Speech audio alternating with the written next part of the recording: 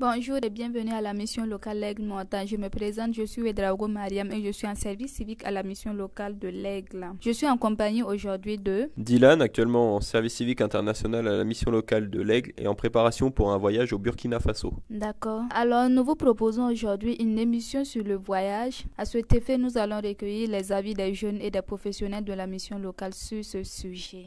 En attendant une pause musicale. Nous sommes en présence de Myriam Yount, assistante financière de la mission locale L'Aigle Mortagne. Ok, dites-moi, que pensez-vous du voyage? C'est une belle expérience à vivre, mais moi je ne veux pas prendre l'avion. Pourquoi? J'ai envie de finir dans l'océan. Donc si je comprends bien, vous n'avez pas encore voyagé. Je suis allée dans des pays où il n'y avait pas besoin de prendre l'avion. Donc du coup, c'est la voiture ou bien c'est pas le train que vous avez? Le bateau. Dites-moi pourquoi vous êtes parti en voyage. Est-ce que c'était du tourisme ou bien, je sais pas, il y avait d'autres raisons? Voyage scolaire avec l'école. Et qu'avez-vous découvert lors de ce voyage? Je suis allée en Espagne, j'ai découvert le soleil, la plage. Qu'est-ce que vous avez apprécié en Espagne?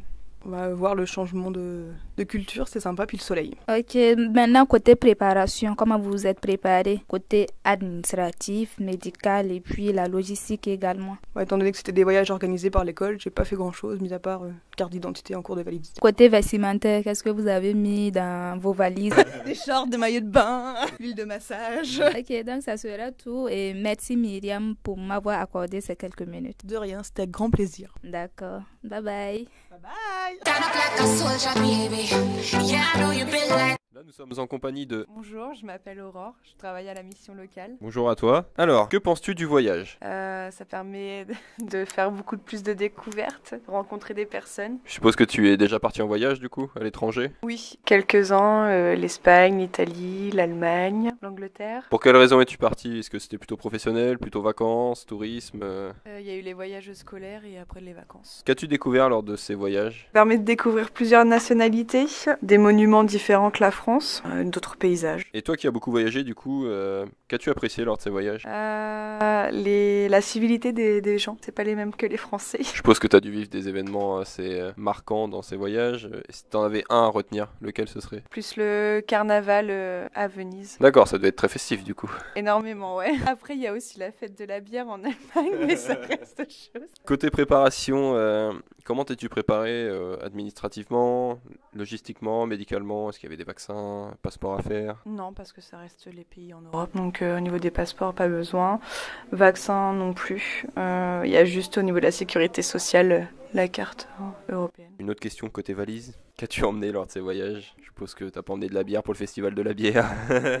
En général, j'emmenais pas grand-chose parce que quand on voyage, c'est plus l'été. Mais au niveau d'une valise, je prenais juste une valise et on partait à plusieurs, donc c'était une valise chacun. Puis voilà, c'était bien. Côté transport, as-tu pris l'avion pour y aller ou as-tu privilégié la voiture, le train? Ça a toujours été la voiture. Et l'Angleterre, non, j'ai pris le ferry. Peur de l'avion? Je sais pas, j'ai pas encore pris, donc à essayer. Très bien, je te remercie pour tes réponses et je te dis une bonne journée. Merci à vous aussi. Merci, au revoir. Bonjour. Bonjour, Alors tu t'appelles?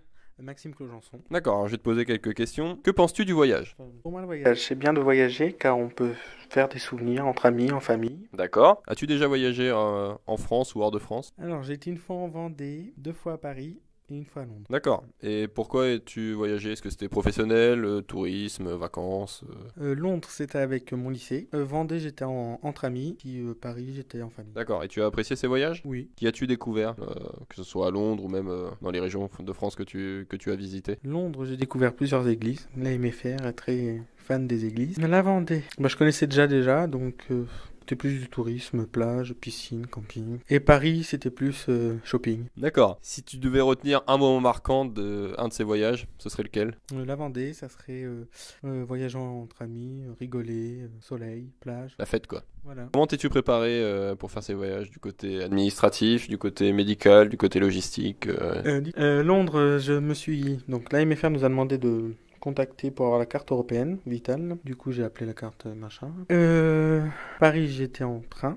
Du coup, j'ai dû acheter les billets de train. Et la Vendée, j'y étais avec la voiture de mon père, avec ma soeur et ma pote. Et du coup, c'est ma copine qui a tout géré. La réservation et puis le trajet. D'accord. Du coup, tu parlais que tu as utilisé la voiture et le train, et pour aller à Londres, tu y es allé comment? En car et en bateau. D'accord. Et ben, je te remercie pour ces réponses, puis je te souhaite une bonne journée. Bah de rien, puis à toi aussi. Merci. Bonjour, pouvez-vous vous présenter? Bonjour, donc je m'appelle Virginie, j'ai 18 ans et je suis en service civique à la mission locale de l'Aigle-Mortagne-au-Perche. Donc, que penses-tu du voyage? Alors, je pense que le voyage, c'est une façon de découvrir autre chose que ce qu'on peut voir, nous, dans notre ville ou dans notre pays. Ça permet aussi d'élargir notre culture, enfin de voir différentes cultures et pouvoir se familiariser avec d'autres modes de vie qui peuvent être totalement différents du nôtre. Tout à fait. Donc, vous avez déjà voyagé alors? Oui, j'ai déjà voyagé. Où êtes-vous parti? Alors, je suis partie en Suisse, en Espagne, en Allemagne et en Autriche. Ça fait beaucoup de pays visités. Qu'avez-vous découvert lors de ce voyage? Chaque voyage est totalement différent pour ma part en tout cas. Donc, quand je suis partie plus vers l'Espagne, c'était vraiment pour retrouver plus un climat où il fait plus chaud que par chez nous. Mais c'est vraiment chaque voyage était destiné à découvrir une culture et un mode de vie légèrement différent du nôtre, sachant que c'est plus des pays européens que j'ai pu visiter. Découvrir de nouvelles langues et se familiariser avec le fait de devoir se confronter à des difficultés avec une langue qui est différente de la nôtre et surmonter ces difficultés. Et je peux savoir ce que vous avez apprécié? Alors, en fonction encore une fois, de chaque pays, c'est totalement différent. Ce que j'ai pu apprécier, donc, c'est les paysages qui sont totalement différents des nôtres en fonction de là où on va. Ensuite, le climat. Et ça va être tout ce qui va être plus sur les soirées, les ambiances qu'il peut y avoir lors des soirées là-bas. Ok, je vois que vous avez parcouru pas mal de pays, voilà, vous avez visité également pas mal de choses. Maintenant, qu'est-ce qui vous a réellement marqué de ces voyages-là? Qu'est-ce que vous retenez de surtout positif et négatif aussi s'il y en a? Donc ce que j'ai retenu, c'est que déjà, en fonction de là où on va, faut s'acclimater parce que aller en vacances et tomber malade, c'est pas forcément cool. La difficulté que j'ai pu rencontrer qui m'a marqué le plus, c'est la barrière de la langue parce que c'est là où je me suis dit qu'en fait, quand on parle une langue et que en face c'est différent, on peut vraiment ne pas se comprendre et du coup avoir des surprises. Ce qui m'a marqué, c'est surtout comment les gens peuvent être chaleureux quand ils nous accueillent dans leur pays. De quel pays par exemple? L'Espagne, je trouve qu'ils sont extrêmement chaleureux au niveau de l'accueil. Ensuite, bien aimé aussi en Autriche, je trouve qu'on est tout le temps bien accueillis là-bas et ça nous permet de nous mettre à l'aise chez eux en fait. D'accord. Maintenant, on va parler côté préparation, administrativement, médicalement et la logistique également. Est-ce qu'il faut se préparer à l'avance côté administration, à savoir les papiers, voilà, est-ce qu'il y a des vaccins à faire, billets de train ou bien, je sais pas, d'avion, etc. Parle-nous un peu de comment tu t'es préparé. Alors, faut savoir que du coup, moi, pour l'instant, tous les voyages que j'ai faits ont été organisés surtout avec ma famille, donc pas toute seule. J'ai vu que je suis restée entre guillemets en Europe, il n'y avait pas vraiment de vaccin particulier à avoir ou même côté administratif. Alors moi j'ai pris la voiture, je déconseille fortement quand on va loin parce que c'est long. Non mais sinon, je pars prochainement en Grèce et donc je vais plus parler de lui où ça sera peut-être plus intéressant vu que c'est moi qui prépare un peu tout. Pour l'administration, c'est surtout bien gérer ses réservations d'hôtel et les billets d'avion, tout ça, parce que sinon on peut pas partir.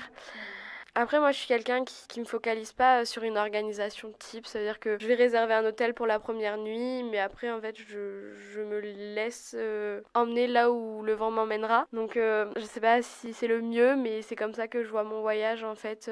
Je veux le faire à l'improvisation et ne pas me soucier de me dire « Oh, attends, cet hôtel-là, c'est quand, à quelle heure ?» Après, niveau médicaments, en fait, j'emmène juste le nécessaire, du Doliprane ou autre s'il m'arrive quelque chose avec du désinfectant au cas où si je me blesse, tout ça, mais je me prends pas la tête sur ça pour l'instant. Mais côté improvisation, en tout cas, ça te permet de découvrir d'autres hôtels également et de ne pas rester focalisé sur le même lieu, voilà. Et si toutefois également tu as envie de visiter d'autres, je sais pas, sites qui ne se trouvent pas dans la même ville, forcément tu vas te mouvoir. Donc on va parler maintenant côté valise, la préparation. Tu t'es renseigné sur internet pour voir la période à laquelle tu te déplaces, qu'est-ce qu'il faut mettre dans les valises, il fait chaud, il fait froid, voilà.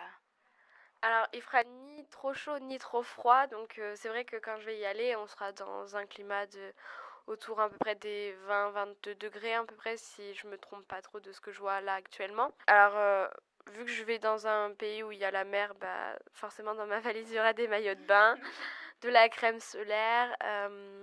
Ensuite, c'est pas forcément évident de dire un type de vêtement en particulier justement dans le fait que j'y vais sur une période où il fait ni trop chaud ni trop froid. Mais au cas où, je prendrais donc un sweat, enfin quelque chose qui peut me tenir chaud si bah, on arrive là-bas et qu'en fait pleut et qu'il fait froid, donc que je puisse quand même avoir des vêtements pour cette température-là en fait.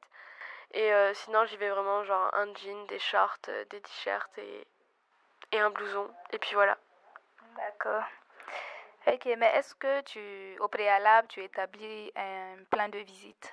Non, pas du tout. Ça veut dire que je vais arriver là-bas, je vais un peu faire ce qui me chante quand j'en ai envie. Je me donne pas de choses particulièrement à visiter parce que je sais que si je le fais, eh bien, si j'arrive pas à le faire dans mon planning, en tout cas, ben, je vais me sentir frustrée. Donc, j'ai pas envie de me donner cette barrière, de me dire, tu sais, ce jour-là, tu visites ci, ça, ou je le fais vraiment à l'improvisation. Je suis là pour profiter, je suis jeune, donc je me prends pas la tête à faire un planning. J'ai pas d'enfant, donc ouais, non, c'est plus à l'improvisation pour moi, en tout cas. Quel est le moyen de transport que vous allez utiliser pour ce voyage? Du coup, ça sera en avion, donc première fois en avion pour moi, parce que j'en ai extrêmement peur. Voilà, mais c'était le moyen en fait le plus rapide de s'y rendre et à la fin en fait ça revenait aussi moins cher. Sur place du coup ça sera la voiture parce qu'on va louer une voiture du coup pour se déplacer plus facilement et puis s'il faut je pense que là-bas il y a des bus qu'on n'est pas non plus dans un trou paumé donc voilà. D'accord, donc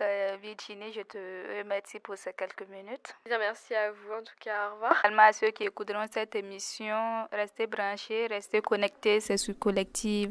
Bye bye. Gun it like a holster, baby. Show them say you're wicked like that.